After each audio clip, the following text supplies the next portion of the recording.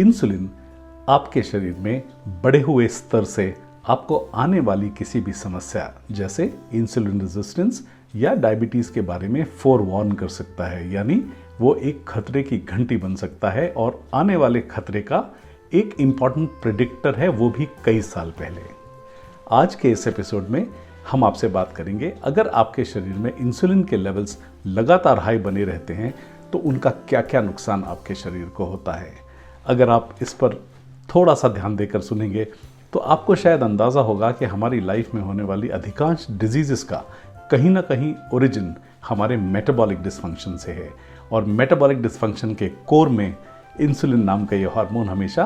बैठा हुआ होता है। अब तक हमारे कई वीडियोस में आपने ऑलरेडी देखा होगा कि आपके बढ़े हुए इंसुलिन का सबसे बड़ा कारण 2 या 3 इंपॉर्टेंट कारण होते हैं। सबसे पहले आपका बहुत फ्रीक्वेंट ईटिंग करना, यानी अगर आप बार बार हर 2-2, 3-3 घंटे में कुछ ना कुछ कंज्यूम करते हैं, और स्पेशली अगर हायर डोज ऑफ कार्बोहाइड्रेट्स अगर आप कंज्यूम करते हैं, तो इट इज़ वेरी लाइकली कि आपकी बॉडी में इंसुलिन के लेवल्स लगातार बढ़े हुए होंगे। और जब तक आप एक बहुत ही हेल्दी कंडीशन में हैं तब तक आपको ये समस्या उतनी ज़्यादा समझ नहीं आएगी, या हो सकता है आपके टेस्ट में भी बहुत ज़्यादा रिफ्लेक्ट ना करे। लेकिन जैसे ही आप एक लेवल पर आते हैं जहाँ आपके इंसुलिन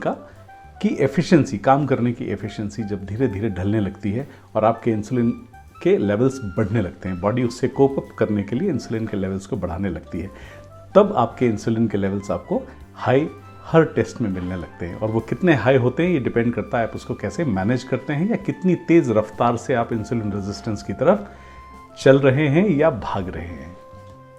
जब आप अपनी यंग एज में होते हैं तब आमतौर पर आप अपने नए करियर में बहुत इन्वॉल्व होते हैं, बहुत ज़्यादा late night travelling, late night eating out,